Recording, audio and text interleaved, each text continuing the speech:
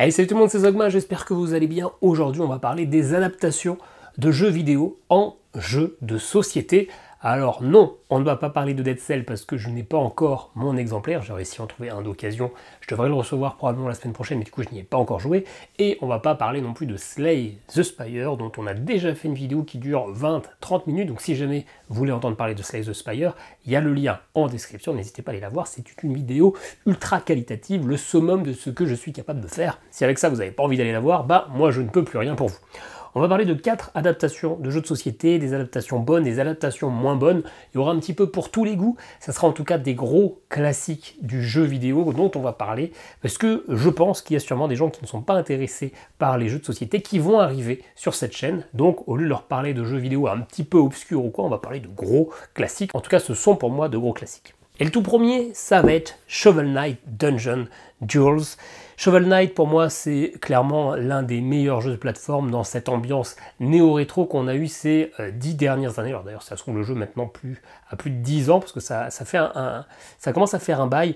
Le Chevalier à l'appel, on le connaît parfaitement, le jeu est adapté sur Wii U, sur PS4, sur Steam, sur 3DS. Il y a probablement eu des remasters présents sur les nouvelles consoles nouvelle génération. Un jeu super, pas facile, pas mal de contenu, vraiment du rétro, et puis avec cet univers très plaisant de ce chevalier à l'appel, et puis surtout avec le masque de peste, c'est assez iconique. Et du coup, il y a eu un jeu de société chez Panda Cult Games, jamais sorti en France, c'est un jeu achetable en import, il y a deux versions, il y a la version 2D, ce sont des versions avec des standees, donc des petits personnages en carton sur leur petit support, et puis on a une version 3D un peu plus pimpée avec des belles figurines. Moi je n'ai que la version standee et ça sera clairement suffisant. Dans Shovel Knight finalement, on va parcourir des niveaux plus ou moins aléatoires, des niveaux qui vont correspondre finalement aux différentes ambiances qu'on peut retrouver dans le jeu. C'est-à-dire que vous créez votre petit niveau avec des tuiles aléatoires, bien sûr vous allez mettre votre personnage et quand vous jouez la première fois vous allez forcément jouer le chevalier à l'appel, vous allez choisir où est-ce que vous le mettez, par exemple ici, et vous avez une petite fiche de personnage qui va vous donner vos différentes compétences et puis une pelle de départ. Le but du jeu, ça va être d'affronter les différents niveaux pour arriver à des boss. Sur ces niveaux, il va y avoir des coffres, mais également tout un tas de trésors que vous allez disposer d'une manière très précise sur le terrain. Si vous vous déplacez et que vous arrivez sur le bonus, vous le prenez immédiatement et par exemple ici, vous débloquez un trésor.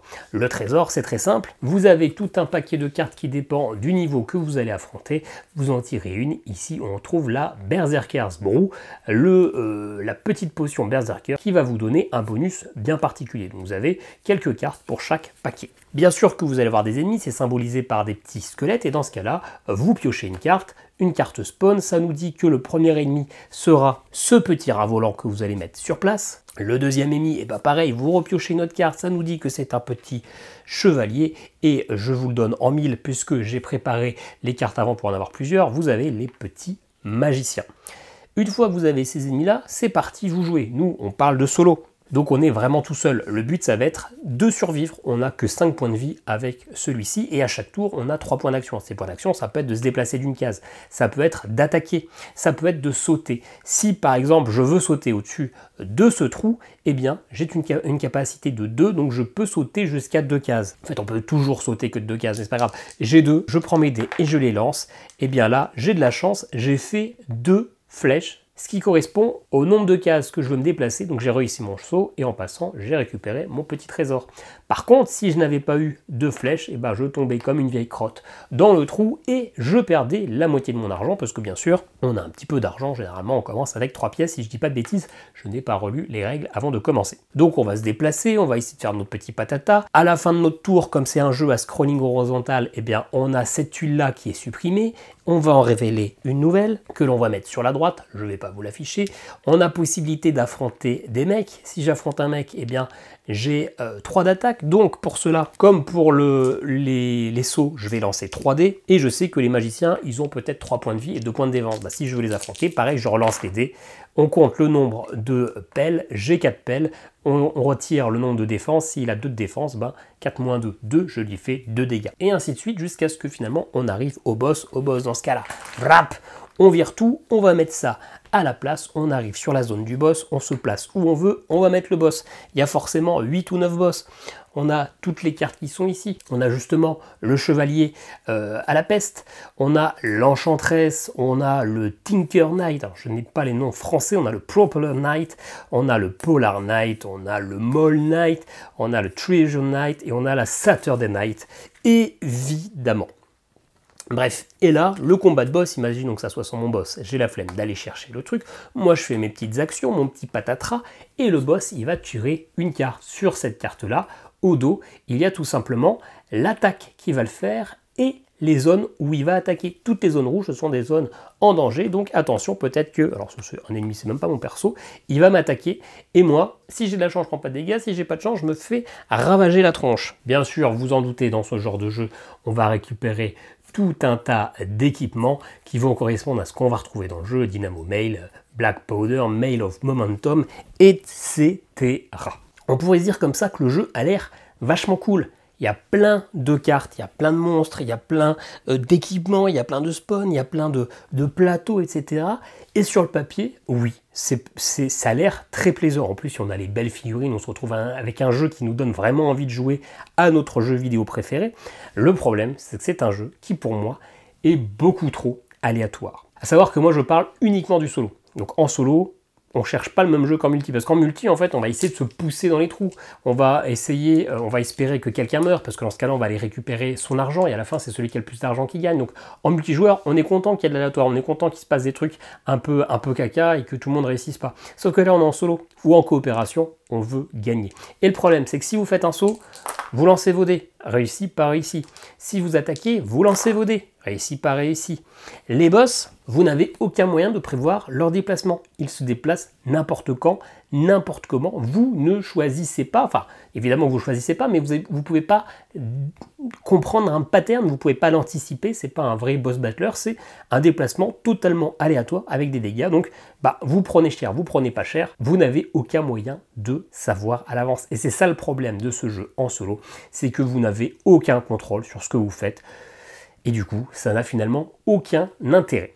Encore une fois, c'est un avis uniquement sur le solo, mais en solo, clairement, fuyez ce jeu, il n'est pas intéressant. Pour le coup, moi je suis quand même bien content de l'avoir, parce que j'adore la licence, et donc je suis content d'avoir un bel objet qui va un peu dans la collection, mais clairement, je n'y ai pas rejoué depuis 2 ans, et je ne compte pas y rejouer. J'ai dû l'installer là pour la vidéo, et finalement, je n'ai même pas relu les règles, je vous ai peut-être même dit des bêtises, mais le cœur du jeu est présent. Le prochain jeu est de loin le meilleur de cette vidéo. Si vous ne deviez en retenir qu'un, c'est celui-ci, et je vous le présente tout de suite. Il s'agit de This War of Mine. Alors les joueurs de jeux de société, notamment solo, le connaissent bien, c'est comme un des grands classiques du jeu solo, qui a maintenant une paire d'années, mais il est toujours indémodable. Les joueurs de jeux vidéo PS4 connaissent bien aussi le jeu, c'est un jeu qui a comme pas mal marqué pour son ambiance, pour son cet univers de guerre urbaine, très ancré dans la réalité et qui est assez touchante. Et le jeu de société l'est tout autant. Préparez-vous par contre à des parties très longues, ça va durer plusieurs heures, même si vous mourrez rapidement parce que le jeu est quand même assez punitif, ça va durer un temps certain. Dans ce jeu déjà, vous avez un énorme plateau.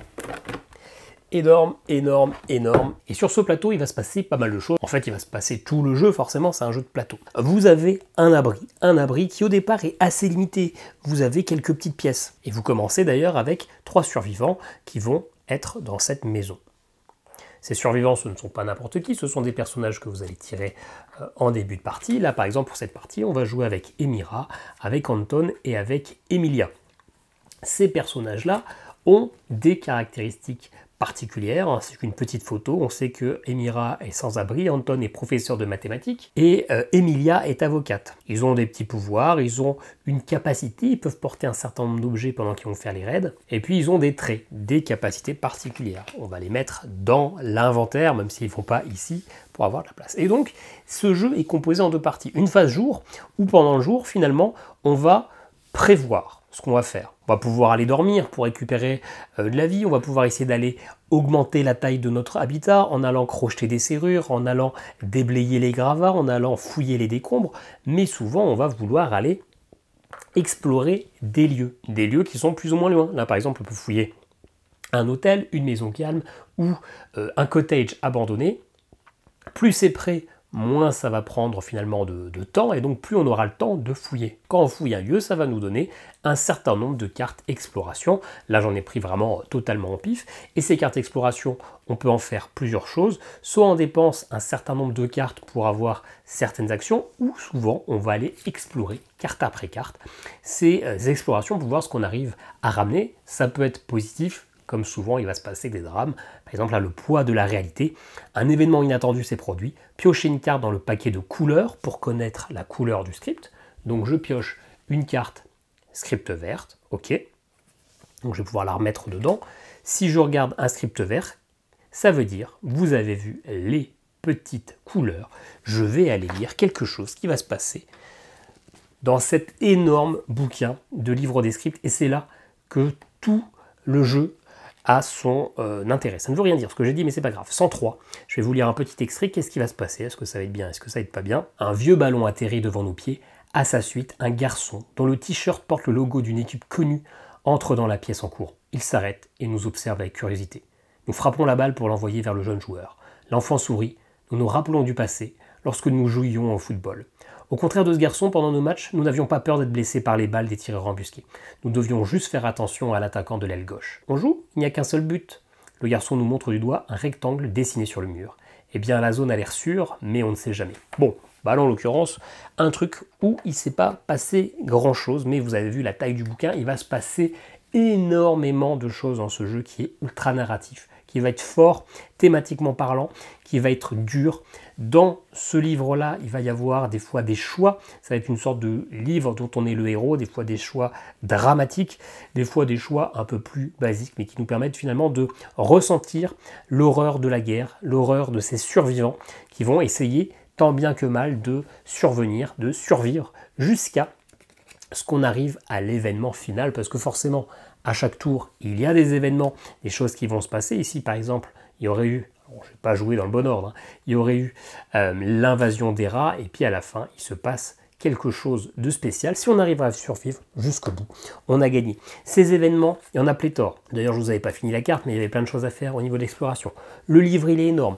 Il va falloir, quand on explore, ne pas faire trop de bruit, parce que si on fait trop de bruit, les habitants arrivent, on est en train de fouiller leur maison et leur quartier, et souvent, c'est pas cool ce qui se passe. Bon, là, en l'occurrence, ça va. Ce n'était que des rats, mais souvent, ça va être des mecs pas contents. Il va falloir se battre. On va revenir dans notre abri. On sera peut-être mort, ou alors on aura pas mal de dégâts, on va avoir du mal à s'en remettre. C'est ultra narratif, c'est ultra fort. Attendez-vous à des parties longues, c'est 2 heures pour une partie, voire 3 heures. Ça peut même durer plus longtemps. Si vous arrivez à tenir, tant bien que mal, ça peut durer plus longtemps si vous êtes un peu long à jouer. Ça va être dur. Partez du principe que vous allez perdre. Ne jouez pas à ce jeu pour gagner, c'est pas le but du jeu. Le but du jeu, c'est de vivre une aventure, de vivre quelque chose de fort. Et c'est clairement le cas. Vous allez apprendre à vous accrocher, vous allez apprendre à aimer vos survivants, à connaître leur petite histoire que vous allez leur développer, à essayer de vivre une belle aventure. Et en ça, thématiquement, le jeu est fort. Ce qui se passe dans le livre, ça peut des fois être un petit peu dur, donc c'est clairement pas un jeu à mettre dans les mains d'un enfant. D'ailleurs, si à un moment il y a quelque chose qui ne vous convient pas, passez un autre texte, faites autre chose. Vous n'êtes pas obligé de prendre forcément à partir du moment où ça prend en compte les sentiments, que ça prend en compte des choses assez dures, tant pis, vous pouvez un peu vous extraire des règles pour alléger un petit peu la situation. Le jeu est top, c'est un jeu jouable jusqu'à 4. En fait, en multijoueur, on choisit ensemble les actions des personnages. Celui-là, il n'est pas à moi, et celui-là à ma compagne, et celui-là à vous. Non, on contrôle les trois. Donc finalement, c'est un jeu qui souffre énormément de l'effet leader, puisque on choisit tous ensemble. Donc clairement, c'est un jeu à jouer en solo, ou alors à deux avec quelqu'un que vous connaissez super bien. Mais franchement, je vous le recommande, c'est très très fort ce que vous allez vivre. Ça va durer longtemps, mais c'est pas très embêtant. Le plateau est grand, mais finalement tout tient sur le plateau, vous n'allez rien mettre à côté à part éventuellement vos personnages, mais vous avez clairement la place de les mettre ici dans votre zone d'inventaire, vous n'allez pas avoir 15 000 objets tout le temps, donc franchement c'est un excellent jeu, celui-ci je vous le recommande à 100%. On va se détendre un peu, on va passer sur un jeu beaucoup plus léger, The Binding of Isaac 4 Souls, qui a un format de boîte, ma foi, fortement dégueulasse, mais c'est parce que ce n'est qu'une boîte pour ranger toutes les cartes les unes à côté des autres, et donc dans ce cas-là, on comprend beaucoup mieux le format. Je vous le dis tout de suite, la règle est minuscule, mais la règle est pour le coup relativement mal écrite. Je ne trouve pas ça super clair. Après, c'est un jeu très très simple, donc pas d'inquiétude.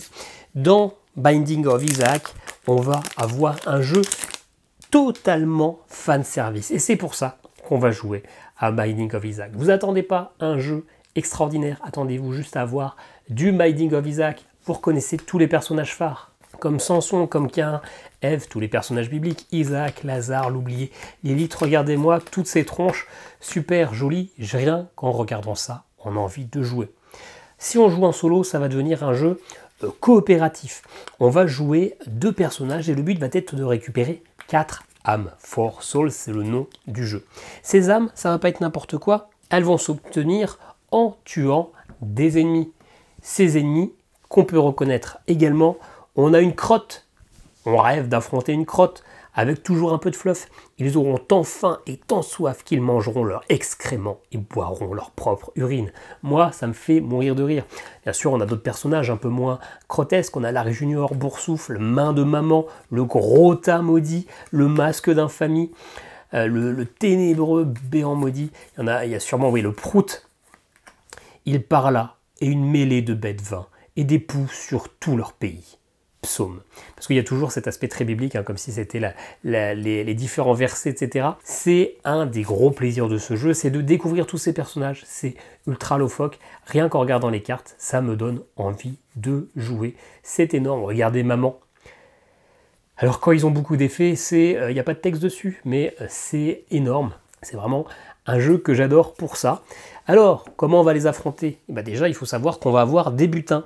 Là encore, c'est tout un tas de cartes qui vont reprendre des objets plutôt rigolos. Là, on a un D10, une carte perdue, un coffre, une Tech X, une mandibule, une relique, des bébés desséchés, une boule de cristal, un placebo, un robot araignée, bref. Toutes des cartes avec des effets positifs. On va commencer avec un certain nombre de butins. Il va y avoir en fait des phases de draft pour commencer la partie, histoire de commencer avec des avantages. Et tout simplement, à chaque tour, on va pouvoir essayer d'affronter un ennemi ou alors d'essayer d'acheter une nouvelle relique si on a assez d'argent. Point un peu négatif du jeu d'ailleurs, c'est que ce sont des petites pièces de monnaie en plastique ultra cheap, on dirait des cartes faites avec des pièces faites avec une imprimante 3D, c'est très léger, on voit un travers, c'est pas top. Par contre, le petit bruit lui est assez plaisant. Et tout simplement, si j'ai Lazare, bien sûr Lazare commence avec un objet de débarre, les logs de Lazare, veut affronter Prout, et bien on voit que Prout a 2 points de vie, ça tombe bien, moi aussi. À chaque fois que je vais l'attaquer et que je vais réussir, je vais faire un dégât, et normalement dans la boîte, si c'est bien fait, il y a un dé, c'est parfait. Vous voyez avec Prout que sur un 3 ou plus, je lui fais un dégât. 1, c'est raté, du coup quand je rate, c'est Prout qui m'attaque, il me fait un dégât, attention, il ne me reste plus qu'un point de vie, et le combat continue jusqu'à ce que l'un ou l'autre est mort. 6, je lui fais un dégât, il ne reste plus qu'un, et 5, ça y est, Prout est mort, j'ai un bonus, je pioche un butin, une carte, comme ceci. Et on va enchaîner, on joue à 2 personnages, on joue en coopération, c'est un jeu très léger, c'est pas un jeu extraordinaire, loin de là, c'est un jeu très simpliste. Certains diront sans intérêt, mais le principal intérêt de ce jeu, c'est de prendre plaisir avec toutes ces cartes. Si on aime l'humour potache de Binding of Isaac, on va adorer, on va passer des bons moments. Une partie solo, c'est 10 minutes, c'est très rapide, des fois c'est même perdu en 2 minutes si on n'a pas de chance, hein, et c'est un énorme kiff. Je n'ai que la boîte de base qui fait qu'elle est avec un vide de moitié parce que dans la version KS, il y a plein d'extensions qui rajoutent des petits modules, qui rajoutent des cartes, etc. J'y ai pas joué depuis très longtemps à ce jeu parce que j'enchaîne tellement de jeux différents que je ne peux pas rejouer régulièrement à tous les jeux. Mais là, c'est sûr que ce soir, je vais me faire une petite partie. Et rien que voir les cartes, ça me donne très fortement envie de chercher ces différentes extensions. C'est un petit jeu, sans prétention, mais si vous aimez l'univers, vous allez kiffer. En multijoueur, ça joue comment? En multijoueur, c'est un jeu de pute, très sincèrement, parce qu'on va s'affronter, on va se mettre des bâtons dans les roues, parce qu'à chaque fois que quelqu'un joue un effet, moi par exemple, j'ai ça, chaque fois qu'un joueur fait un 3, vous pouvez mettre la première carte de la pioche monstre dans une zone monstre qui n'est pas attaquée. Dès que quelqu'un fait quelque chose, il y a une fenêtre de tir, je peux interagir, je peux faire un effet positif ou négatif, et tous les autres joueurs peuvent le faire, et puis le joueur, à son tour qui a fait l'action, peut réactiver. C'est une pile à la Magic, et une fois que tout le monde a arrêté de jouer des effets, et ben, on les fait, on les fait l'un après l'autre et on voit ce qui se passe. C'est un jeu, clairement, on va s'envoyer des bâtons dans les roues, on va se faire des coups de pute. Ça peut être très sympa en multijoueur. Moi, je n'ai pas le public pour jouer à ça, mais même en solo, je passe un bon moment parce que j'adore Binding of Isaac, j'adore l'univers, j'adore l'ambiance, je trouve ça ultra fun. Mais clairement, c'est mon amour pour la licence qui fait tout le plaisir du jeu, ça c'est une certitude absolue. Et le quatrième et dernier jeu de cette vidéo, ça sera une licence forte, probablement la licence la plus forte des 4 jeux, et il s'agit de Skyrim, The Elder Scrolls 5, le jeu d'aventure. Un jeu qui est quand même pas mal contesté, vous dire que c'est un indispensable, peut-être pas, parce que clairement, je vous le dis tout de suite, c'est un jeu super cher. Ça coûte 110 € pour un jeu qui a un gameplay finalement assez léger. Est-ce que l'aventure, est-ce que l'ambiance vaut le prix? Ça, je vous laisserai totalement juge, mais c'est un jeu super cher qui finalement propose quelque chose de très simpliste et qui a finalement déçu pas mal de monde tant le jeu est simple. Alors dans Skyrim aussi, on a un plateau immense, peut-être encore plus grand que celui de This War of Mine. Oui, clairement, et pas de bol, je l'ai mis à l'envers. Ah oui, je me rappelais pas que le plateau était si grand. Bon, en vrai, ça va, tout est accessible. On reconnaît parfaitement la carte de bord de ciel, exactement comme quand vous appuyez sur M, je pense, comme map, dans le jeu vidéo, avec les mêmes icônes. Hein. Franchement, on la reconnaît parfaitement. Si vous êtes connaisseur, vous apprécierez. Dans ce jeu, finalement, cette carte va être utile, mais oui, elle va être utile, mais on va simplement se balader. Vous allez choisir un personnage, et si vous avez bon goût, vous allez choisir un Khajiit. Mon Khajiit, d'ailleurs, il n'est pas là, parce que je suis en cours de partie, donc il y a une petite boîte tout remplie, donc bah, c'est pas grave. On va choisir... Il n'y a pas un argonien là-dedans? Non, ça c'est un orc, pardon. Bon, bah choisissons un orc noir. Peu importe. Et à quoi il sert? Et bah, à chaque tour, vous aurez une capacité de déplacement maximale et vont pop des quêtes sur la carte. À quoi ça ressemble quand il y a une quête sur la carte? Et bah, vous reconnaissez ce petit symbole. S'il y a, hop, un truc comme ça, et ben, il faut que je me rende à Blancherive. Généralement, s'il y a ça quelque part, c'est que j'ai pioché en début de tour une quête, un événement qui va me dire de mettre ça à Blancherive. Et quand j'arrive à Blancherive, je fais la quête. Alors là, on va piocher un truc qui peut correspondre. On va piocher une carte, par exemple. Alors, ici, j'ai pioché le Robert de Bandit. Donc, ça disait, par exemple, qu'il fallait, quand on l'a pioché, mettre ça à Afingar. Alors, Afingar, c'est où? Je ne suis pas spécialiste des petits bleds paumés. Afingar... Ah, ici, la montagne Afingar. Donc, je me rends avec mon petit personnage, ça me coûte certains points d'action, etc. J'arrive et j'ai un petit peu de fluff. Je suis sur la quête, le repère de bandits. Au premier abord, la grotte semble vide de toute présence humaine ou animale. Cependant, après un examen plus poussé, je trouve des signes d'occupation récente. L'arme au poing, j'entre dans la caverne. Objectif, nettoyer bon, là, il va y avoir un combat. Les combats, c'est assez simple. Chaque personnage aura une petite plaquette comme ceci avec ses différents points d'expérience. Plus on aura débloqué l'expérience avec des quêtes, avec des combats, plus finalement on pourra récupérer des perks, des compétences. Ces compétences qui vont nous permettre d'augmenter notre puissance, de pouvoir porter des armes à deux mains, pouvoir être meilleur en alchimie, patati patata. Vous allez aussi améliorer votre force, votre vigueur, enfin votre endurance, votre vigueur et votre magie. Je crois que je ne me suis pas trompé sur les termes. Et tout ça va faire que quand vous serez en combat, ces personnages, notamment ça c'est un personnage que j'aurais pu affronter dans cette grotte, cet ennemi va avoir un certain nombre de points de vie, on va avoir ses faiblesses, ses résistances, on va avoir ses dégâts qu'il va pouvoir nous faire, et nous pour l'affronter on va lancer des dés. Rien d'exceptionnel, comme dans la plupart des jeux du genre, on va toujours jouer ça avec des dés. Ces dés là, on va en utiliser toujours au moins 2 par compétence, et si moi mon personnage a une compétence, une arme main lourde, et si j'ai des compétences main lourde supplémentaires, pour chaque fois que j'aurai ce mot écrit sur mon armure, sur mon épée, patati patata, je lancerai un dé de plus. Et là par exemple, imaginons que j'ai lancé qu'un dé, ce qui n'a aucun sens, je regarde si c'est ce qu'il fallait que je fasse sur mon équipement, si c'est bien la bonne combinaison, et bien je fais les dégâts.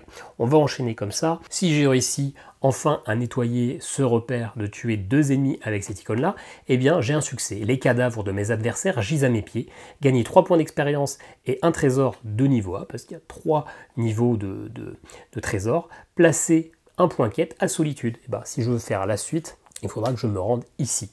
Par contre, si j'ai perdu, des bandits me tendent une embuscade, je m'enfuis avec les bribes de renseignements en ma possession, perdez 5 pièces d'or. Et donc après on a une fin de quête, une fois à l'extérieur du repère, je trouve un coin tranquille où étudier les renseignements que j'ai glanés. Je découvre avec horreur la vérité sur Moïva Carneille, et là ça me dit de piocher la quête numéro 180, et on va enchaîner comme ça jusqu'à ce qu'on en ait marre globalement. Le jeu est fourni avec deux campagnes de 3 scénarios qui vont nous donner finalement une trame scénaristique de base, mais qui sera super rapide à faire si on va la rusher. C'est exactement comme le vrai jeu vidéo. Si vous voulez rusher le scénario, c'est fait. Par contre, vous n'aurez fait aucun contenu annexe et ça n'aura aucun intérêt. Comme dans Skyrim, vous avez envie de faire toutes ces petites quêtes, de flâner, d'aller les regarder, d'aller les lire.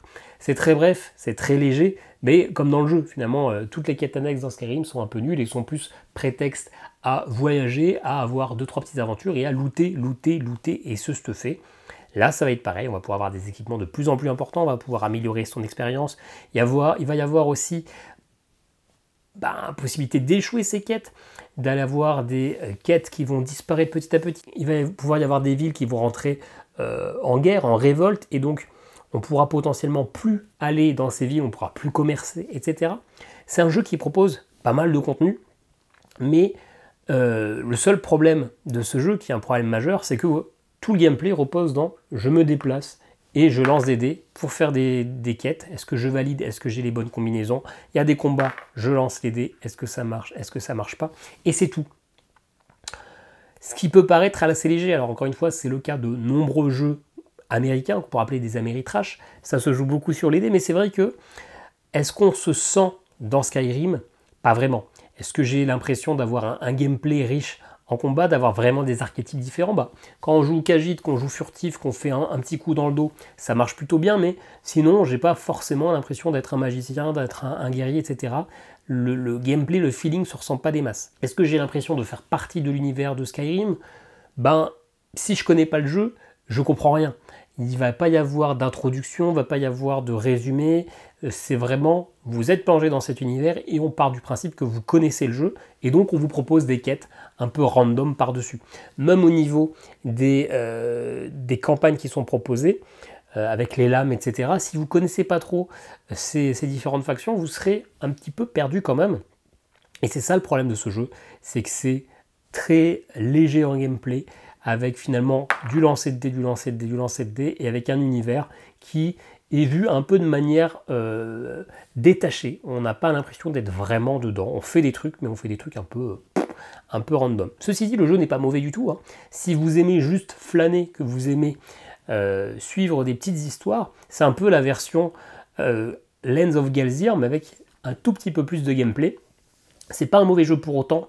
On a envie quand même d'y jouer, parce qu'on est bien dans cet univers qu'on aime bien, mais clairement, est-ce que ça vaut cet investissement? Est-ce qu'on va vivre une vraie aventure? Non, clairement pas. Est-ce qu'il vous faut du coup acheter des extensions en version originale, etc. pour avoir un jeu encore plus complet? Non, clairement pas. Skyrim, ça a quand même été une petite déception pour moi, même si je ne vais pas le vendre parce que je suis attaché à cet univers et que là, lire la petite quête qui était toute basique, ça m'a fait plaisir, j'étais bien. C'est une petite Madeleine de Proust. J'ai passé tellement d'heures sur Skyrim que ça fait plaisir d'y retourner, même si c'est un petit peu survolé. Et voilà, c'est tout pour cette vidéo. Oui, je n'ai pas présenté que des must-have absolus, loin de là. Je vous ai même déconseillé un peu la moitié de ces jeux, mais c'est pas grave, ce sont des licences fortes, donc si vous êtes intéressé un petit peu par ces licences et que vous regardez un peu les jeux de société, vous allez dire top, il y a Skyrim, d'ailleurs j'aurais dû le poser, j'ai absolument envie d'y jouer, il faut que vous puissiez savoir à quoi vous allez vous attendre.